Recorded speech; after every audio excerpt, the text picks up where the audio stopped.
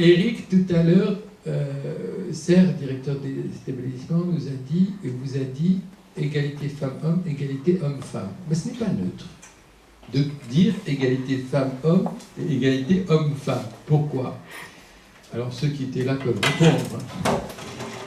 Parce que quand on dit égalité hommes-femmes, on est sur le constat que depuis la nuit des temps, depuis grosso modo le néolithique, les hommes ont confisqué un certain nombre de pouvoirs et dominent les femmes. Il y a une domination masculine sur l'humanité. Donc homme-femme, c'est décrit le processus historique de domination depuis la nuit des temps. Allez, on va dire moins 10 000 ans, ça suffit. Par contre, quand on dit égalité femmes-hommes, on est dans les temps modernes.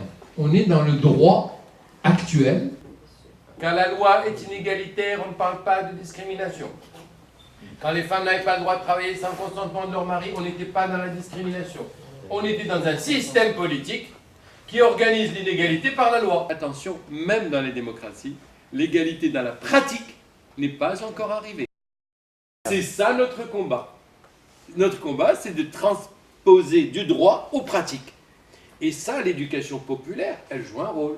Le centre social, il joue un rôle. Vous avez retenu que toutes les religions organisent à leur manière l'inégalité femmes-hommes. Et qu'elles l'organisent, 1, sur les questions de reproduction et de sexualité, 2, matériel, argent, d'autonomie. Et après, il y a les coutumes, la remarque très fine de madame, après, il y a les coutumes.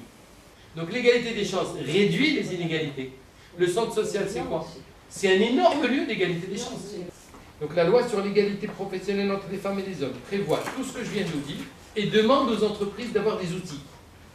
Mais des outils précis. Comment vous recrutez, sur quels critères vous donnez l'avancement, comment vous organisez la lutte contre le harcèlement sexuel, et tout ça doit être écrit dans l'entreprise avec des accords avec les syndicats. Les progrès sont immenses, mais les progrès dans le travail ou dans le champ politique sont beaucoup plus visibles et beaucoup plus faciles que dans la société en général. Parce que dans la société, c'est tout un travail d'éducation, d'éducation populaire, de travail sur l'instruction dès l'école primaire, et de sanctions visibles. La sanction doit être visible et dissuasive. Vous venez d'intervenir au centre social Lagarde pour une journée de formation sur les inégalités hommes-femmes. Comment avez-vous vécu ce temps? D'abord, c'était un temps passionnant parce que j'avais un public à la fois de professionnels et des citoyens, des habitants de tous âges, dans une diversité absolument remarquable.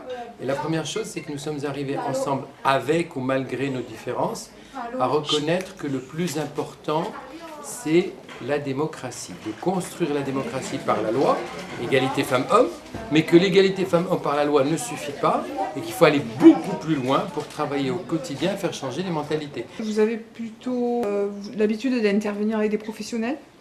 Essentiellement. Il est rare qu'on ait l'occasion, comme ici dans ce centre social, de travailler avec des citoyens. Généralement, ce sont des professionnels, responsables des ressources humaines, secteur public ou secteur privé, au monde associatif, mais ce sont des professionnels qui vont mettre en place un programme d'égalité très technique, juridique, technique, organisationnel. Mais il est rare qu'on aille si loin, alors qu'avec vous, on a été aussi sur les questions de mentalité, sur les questions de vivre ensemble au quotidien, comment pratiquer ça dans la vie courante. Donc c'est vrai que c'est passionnant. Alors je ne prétends pas être compétent sur tout, mais le côté professionnel, on l'a vu sur d'abord la question de la parité au niveau politique, sur la mixité et l'égalité professionnelle, on a passé un petit temps là-dessus, mais on a fait aussi un temps beaucoup plus long et comment la société tout entière doit se mobiliser. Pour moi, ce serait formidable de pouvoir régulièrement aller dans des centres sociaux avec des publics comme cet après-midi, comme cette journée, et essayer de sortir avec au moins un consensus. Et je crois que ce qu'on est arrivé à faire tout à l'heure, quand on a fini la journée, c'est que toutes les personnes, quelles que soient leurs opinions politiques, leurs convictions religieuses, leur âge, leur niveau intellectuel ou social, on est arrivé à deux choses simples. La première, c'est que la démocratie reste quand même le meilleur système, à l'exclusion de tous les autres, comme disait Churchill. Donc la démocratie, c'est important. Ça nous permet à chacun de respecter l'autre, de regarder sa différence avec bienveillance et de respecter des règles communes. Des règles communes, c'est ça aussi la démocratie, c'est le respect de règles communes. Et le deuxième élément, c'est que nos différences, c'est important, mais l'essentiel, ce sont nos ressemblances. Ce sont nos ressemblances qui nous font vivre ensemble. Et nos différences, on peut s'en accommoder les uns les autres, voire en faire une richesse. Mais c'est en partant de nos ressemblances, c'est ce qui nous unit, qu'on peut construire.